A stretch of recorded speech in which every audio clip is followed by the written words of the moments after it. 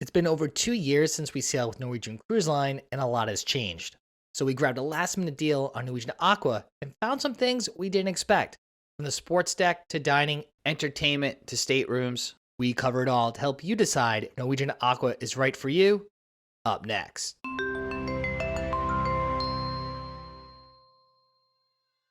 Welcome aboard, everyone. I'm Don B from Eat Sleep Cruise.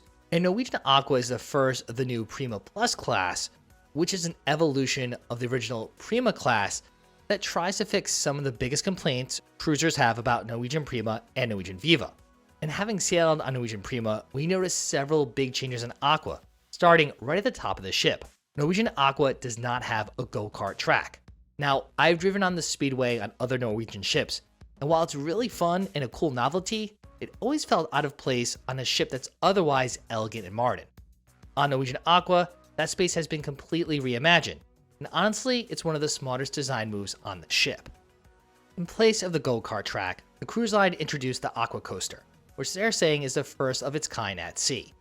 It's basically a hybrid roller coaster and waterslide that uses a crane-powered launch to shoot you up to 30 miles per hour. After that initial jolt, it turns into a fun raft-style waterslide. It's fast, it's free, and a considerable upgrade over the paid attractions on the top of the other Prima class ships. But the improvements don't stop there. The entire sports deck feels more cohesive. You've got the glow court, which is an upgrade half basketball court, and interactive lighting effects. Guests can sign up for free to utilize some of the interactive games that are part of this experience. There's also a dedicated pickleball court, which was packed almost every day of our sailing because now pickleball is all the rage on every single cruise ship. Nearby, the Drop, a 10-story dry slide, is still on Norwegian Aqua, but Norwegian removed the twin racing slides known as the Rush. That change opened up space for a larger stadium area, which now has ping pong, shuffleboard, cornhole, even beer pong, minus the beer. It's got a slightly industrial vibe, but all those games are complimentary, which is a win in our book. Norwegian also reworked the old Bullseye Lounge darts venue. It's now a proper bar and a lounge with 2 dartboards, and there's no extra charge to play. It's not huge though, but we never waited long for a turn and really liked the new setup. The only upcharge left on the sports deck is Tea Time, this internationally themed mini golf course. It is $5 per person, which might feel steep considering most cruise lines don't charge anything to play mini golf, but it does include some fun digital challenges and interactive scoring. Families seem to love it too, as it was quite busy on sea days. So overall, the whole sports deck finally feels like a thoughtfully redesigned space instead of a collection of random attractions. So if you weren't necessarily a fan of the Prima class layout, Norwegian Aqua might actually win you back. Now heading down to the pool deck, this is where things get interesting. Even though Norwegian Aqua carries about 3,500 guests at double occupancy, there's still just one main pool. It's definitely been improved, the layout is cleaner, the pool itself is larger, and it still boasts 2 infinity whirlpools that overlook the ocean. With the wave waterslide removed, there's also more room for loungers along the starboard side. That's all great, but in reality, it still gets packed on sea days.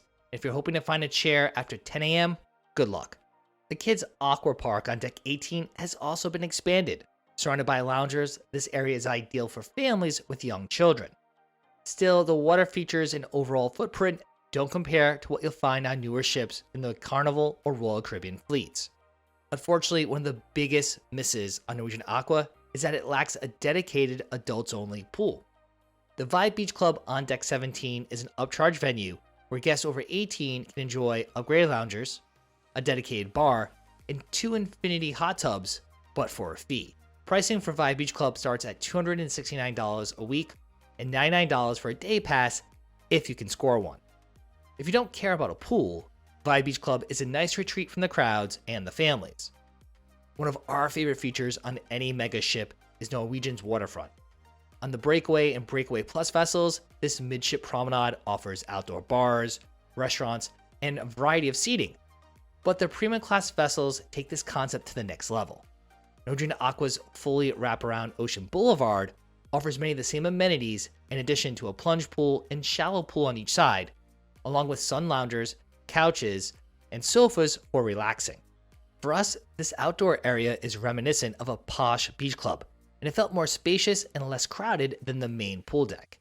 It offers diverse seating options in both the sun and shade, making it an ideal spot away from the crowds and party atmosphere of the Lido deck. Another noticeable difference, but is a big upgrade in our opinion, is that Norwegian Aqua's Ocean Boulevard features fewer art installations in the concourse and instead offers more seating. We used to say Norwegian Cruise Line and Royal Caribbean offered the best entertainment at sea. For years, Norwegian invested heavily in Broadway and West End productions, including Kinky Boots, Footloose, Six, and more recently, Beetlejuice. However, over the past couple of years, NCL has ended most of these licensing deals in favor of producing original shows. On Norwegian Aqua, the signature show is Revolution, a celebration of Prince. While I'm not particularly drawn to Prince's music, production quality and high energy exceeded typical cruise ship standards. The transformational features of the Aqua Theater created an immersive experience. Still though, the show was essentially a very well-produced tribute concert. Honestly, perhaps my favorite show in the Aqua Theater was Sid Norman's Presents Rumors.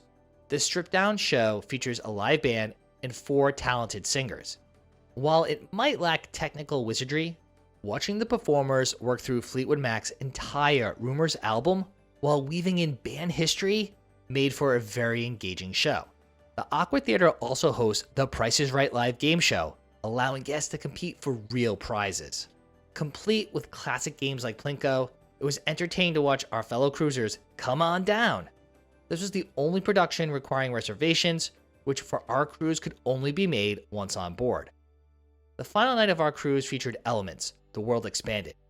While it's marketed as a revamped and reimagined show for Norwegian Aqua, it felt very similar to the version we saw on Norwegian Joy 2 years ago. The show includes dancers and aerialists, but essentially it's a glorified magic show. For this sailing, one of the biggest issues with the Norwegian Aqua entertainment was the lack of a reservation system. We waited in line for 45 minutes for the Prince show, and despite arriving 30 minutes early for Elements, we couldn't find 2 seats together. The bottom line, Norwegian's shift away from Broadway productions results in shows that, while entertaining, aren't as memorable or impressive as their predecessors. Norwegian Cruise Line pioneered the freestyle cruising approach to dining, offering no set dinner times or dining assignments. Guests can choose from various complimentary options or numerous specialty restaurants. Now, earlier this year, NCL revamped its specialty dining pricing and menus as part of the new More at Sea. And if you want more details about More at Sea, check in the description below where we link to our complete guide to this new NCL promotion. With More at Sea, we received 2 specialty dinners, staying in a balcony room on a 5-night cruise. As fans of many of the NCL specialty venues, we decided to pay cover charges for 2 additional restaurants during our sailing. While most restaurants will be familiar to Norwegian regulars, Norwegian Aqua debuts Sukhothai, replacing one of our favorite restaurants, Food Republic. Located on Deck 17 Starboard, this venue serves authentic Thai cuisine, and since it was brand new, we were eager to try it on our first night on board. Starters like chicken sautés and salt and pepper prawns delivered bold flavors and expert preparation. Under the new dining plan, guests can enjoy up to 3 appetizers and 3 desserts, but only 1 entree. However, the entree options at Sukhothai range from various curries, pad thai, fried rice, and duck. We did think it was a bit strange that items like pad thai, fried rice were considered entrees, and you couldn't place half orders for side dishes. So if you wanted some fried rice with your Thai cashew chicken, it would cost an additional $25. While the food was good, we still prefer Food Republic. And we think the $50 cover charge at Sukhothai is a bit steep given the menu selections. We haven't been wowed by Le Bistro in the past, but we decided to give this restaurant another try. Happily, we found the food much improved. In its new location on Deck 7 aft, the venue maintains its glitzy decor with a striking glass chandelier centerpiece, making it the perfect spot for an intimate dinner. If you're paying to dine here, the cover charge is $60. The French onion soup was rich and authentic. My lamb chops were perfectly seared to a medium temperature with a subtle Moroccan seasoning. And Heidi's coco vin featured tender chicken and a savory red wine reduction. For dessert, both the Fraser with strawberries and pistachio almond cake and the Il Flantant were tasty. On night 3, we paid the $40 cover charge, plus a 20% gratuity, to dine at Onda by Scarpetta, one of our favorite Italian restaurants at sea. Well, up to this point. The value remains excellent here. Basically, all pizza, antipasta, and pasta count as starters, meaning you can order one of each in addition to an entree and desserts. However, this visit proved more inconsistent than our previous dining experiences. The pizza was a disappointment, and it tasted no better than the options in the buffet. Still, the starters like burrata and Frito Misto were on par with typical offerings at sea, but not overly noteworthy. With a table full of starters, we chose pasta as our entrees. The bolognese satisfied with tender pappardelle and a hearty ragu, but Heidi's mezzaluna only marginally exceeded main dining room quality. Finally, my tiramisu and Heidi's butterscotch pudding proved light, sweet endings to an overall filling meal. We concluded our cruise at Los Lobos, an upscale Mexican restaurant offering excellent value at $40. The tableside guacamole is essential. Our guacamole master customized it to accommodate Heidi's preferences. Other highlights here include queso fundido and spicy salsa with chips. Heidi's chicken fajitas arrived sizzling with well-seasoned chicken and perfectly charred vegetables, whereas my cochinita pibil featured tender marinated pork that melted in my mouth, and we couldn't resist ending with some churros and tres leches. Other specialty options include Norwegian staples like Cagney Steakhouse, the Mediterranean seafood focus Palomar, dinner and a show at Hasuki, the largest teppanyaki restaurant at sea, and sushi at Nama.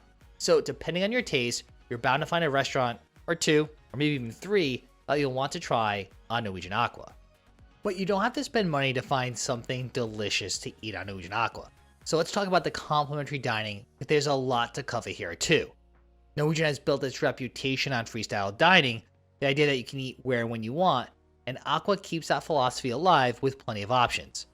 For sit-down meals, there's two main dining rooms that serve dinner, the smaller Commodore room on deck 6, and the elegant aft-located Hudson's on deck 7. Both offer the same rotating menu featuring daily specials alongside a classics menu with standards like a Caesar salad and rotisserie chicken.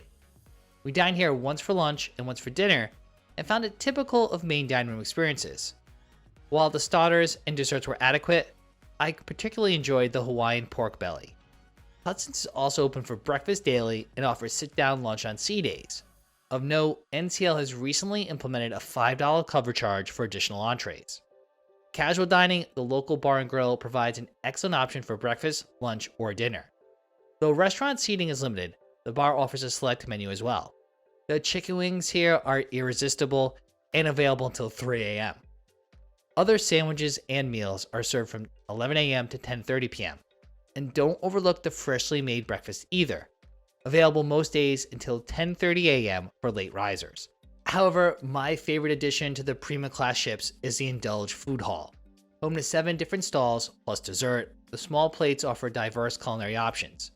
Though NCL has changed the breakfast format from a unique grab-and-go items to a more standard buffet, which was a bit disappointing as we really enjoyed the breakfast options on our Prima cruise back in 2022. The international options at the food hall shine during lunch, which is typically served from noon to 2:30 p.m., and dinner, which is typically between 5:30 p.m. to 9 p.m. Arrive early and prepare to hunt for seats. Unlike other food halls, you must order from tablets at tables with food delivered to you. You cannot simply walk up to a stall and grab something to take with you. While convenient in theory ordering from tablets, food can take up to 30 minutes or longer to arrive, especially at peak times. It's also not uncommon to receive partial orders or have some of your items go completely missing. It's tough to pick our favorite stall with the mix of culinary offerings. The Latin Quarter serves chicken tostados and guacamole, while Noodles offers bold street noodles and savory dan dan noodle. Another standout is a seaside rotisserie with freshly prepared meats and sides.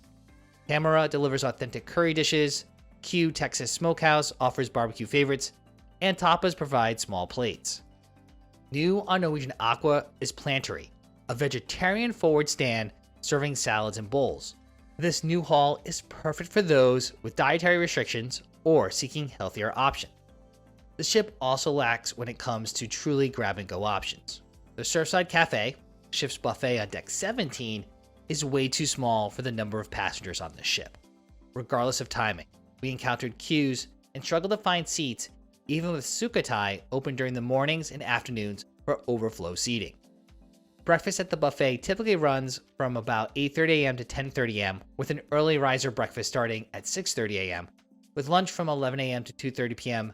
and dinner from about 5 p.m. to 9 p.m. While not as extensive as you would expect for a ship of this size, the buffet offered your typical selections of hot and cold items. At breakfast, there were eggs, breakfast meats, sides, continental items, and even surprisingly a custom omelet station. Lunch and dinner were similar, with a variety of entrees and side dishes, and a full salad bar. However, some friends pointed out that the pizza changes throughout the day. During the day, it's a thicker French bread style pizza, whereas for dinner, it's a more traditional pizza. The even smaller Surfside Grill at the back of the buffet serves as the ship's burger venue. This basic station lets you build custom burgers or hot dogs with standard toppings, but don't be fooled, this is definitely not Carnival's Guy's Burger Joint. Lastly, the Observation Lounge offers snacks at select times. In the morning, typically between 9:30 a.m. to 11:30 a.m. In the afternoon, typically between 2:30 p.m. to 5 p.m.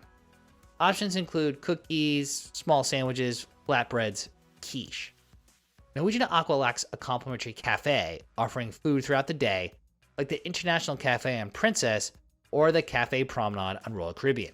So, checking the Norwegian app for venue hours becomes essential, as many dining options operate on limited schedules. While the actual number of bars and lounges on Norwegian Aqua remains relatively the same, NCL has significantly scaled back its signature drink menus.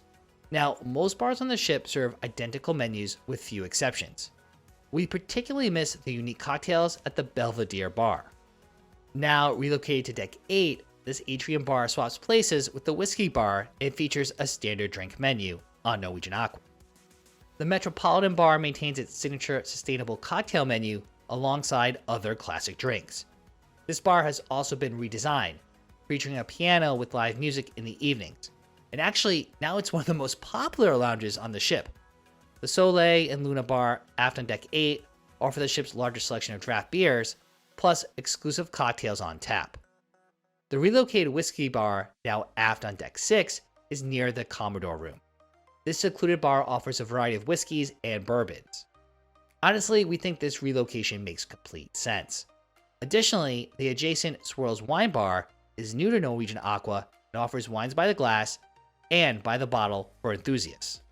Most remaining bars like the Observation Lounge, Penrose Bar, Improv at Sea, Sid Norman's Poorhouse, and the Outdoor Waves Bar all serve the same drink offerings. Interestingly, Vibe Beach Club offers an extensive list of mocktails and lower alcohol cocktails exclusive to that venue. For many cruisers, the standardized menus at the bars and lounges won't matter. With nearly everyone having the unlimited open bar, simplifying the menus actually makes sense for staff. However, Heidi and I miss experiencing unique atmospheres and signature drinks at different venues around the ship. For us, this variety is part of what makes megaship cruising special. Our 5-night cruise included 2 ports of call and 2 sea days. During the day, Norwegian Aqua offered typical cruise activities. There were poolside contests, trivia in the atrium, dance classes, art auctions, deal or no deal, and bingo in the Aqua Theater.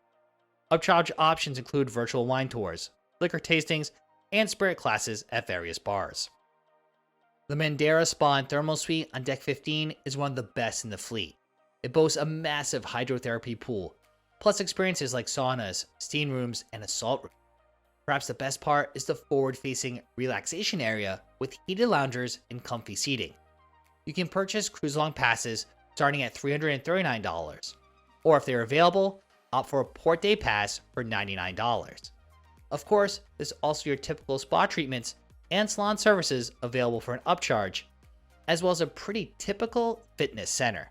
However, Norwegian Aqua doesn't have a dedicated jogging track. The Aqua Game Zone on Deck 17 replaces the Galaxy Pavilion. Stripped of most virtual reality and interactive games, it's now simply a massive arcade. From retro arcade games to modern digital activities, a voyage-long pass costs $199 for unlimited play on white and green games only. The pass can be shared among players, so it might be a good deal for families with multiple kids. Located nearby the game zone, the observation lounge offers a completely different vibe. Here, cruisers can relax with ocean views, catch up on a good book, or just enjoy the tranquility. At night, you'll find a variety of live music throughout the ship.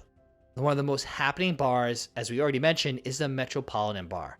On several evenings, Marty Lake played themed piano sessions and also took requests. In between, you could usually find a duo or a band. The Latin band Classic Tones held court at Penrose Atrium Bar most evenings. Towards the end of the cruise, the solo guitarist struck acoustic sets near the Belvedere Bar. From one-hit wonders to classic pub-style songs, he was one of Heidi's favorite performers. The usually standing room only Sid Norman's Poorhouse was home to 2 themed rock shows which should not be missed. The cast here is talented and high energy. Aside from these shows, the venue mostly served as the ship's karaoke bar. Regardless of the performer or venue, most bars on Norwegian Aqua were packed every night. Finding seats proved challenging as did getting drinks, given there were so few servers at each venue. For even more nighttime fun, the relocated Improv at Sea showcased 2 comedians with 2 nightly performances. Unfortunately, showtimes conflicted with the main theater productions, game shows, or dinner times, so we didn't get to attend any of the comedy shows. The venue doubles as a late-night dance club as well, though it never seemed busy anytime we checked in. The atrium hosts game shows too, like The Perfect Couple, Battle of the Sexes, and Majority Rules. The Aqua Theater transforms into a nightclub after that evening's production shows, with theme parties like the Awesome 80s, Crazy Sexy Cool 90s, and the Glow Party, led by Alvin and the assistant cruise director. While the cruise line has made several enhancements to Norwegian Aqua, the ship still suffers from many of the same crowding issues we noted on Norwegian Prima, as many of the venues are still just too small for a ship of this size. When it comes to families, Norwegian Aqua offers expanded spaces for younger cruisers. While Norwegian Prima debuted with only 1 multi-use space for guests 17 and under, Norwegian Aqua now features 3 dedicated areas. Entourage for teens aged 13 to 17 on deck 14, the Splash Lounge for ages 10 to 12 next door, and the Splash Academy on deck 15 for ages 3 to 12. When not hosting organized activities, the deck 15 space is open for self-led family playtime for those traveling with babies and toddlers under 3. For this Norwegian Aqua sailing, we stayed in Ocean View Balcony Stateroom 10736. This cabin was located forward of the forward elevators on the starboard side of deck 10. At 231 square feet, with a 45 square foot balcony, this room offered considerably more space than comparable staterooms on competitor cruise lines. We appreciated the extra room and thoughtful layout. The finishes also make the room feel more elegant. 3 closet areas provided ample storage for our 5-day cruise. There is 1 full-length closet, plus 2 additional closets with metal basket drawers at the bottom. 2 nightstands flank the bed, one with 2 shelves, and the other with 2 cubbies. While on the smaller side, the desk did feature several outlets and USB ports. The desk didn't offer much more storage though, besides a mini fridge that we used to keep our 2 cases of water cold during the voyage. Additional USB outlets could be found on each side of the bed, so we were able to keep our phones, computers, and cameras charged throughout the cruise. The love seat was a comfortable spot for us to unwind during the afternoon while taking a break. The bed was located closer to the balcony, which is our preferred configuration, and provided adequate comfort. The bathroom is more spacious too. It features one of the largest showers at sea in a standard cabin. It also has several shelves for storage and ample counter space. When it comes to the balcony, the upgraded furniture was more comfortable than the basic chairs found on many cruise lines. We appreciated the space, which allowed us to enjoy the ocean views and the sail into and out of ports from the comfort of our cabin. For the price, a balcony cabin on Norwegian Aqua is well worth the upgrade. Perhaps the best part, when you upgrade to a balcony, you get additional perks with the More at Sea promotion. So if you're new to Norwegian Cruise Line, or it's been a while since you sailed with the brand, click or tap on our guide to More at Sea video right here on YouTube. In that video, we walk you through step by step on what the More at Sea promotion includes, all the benefits, as well as how to save the most money when booking an NCL cruise. That way, you'll be one step ahead of everyone else on board, and your next cruise will be smooth sailing.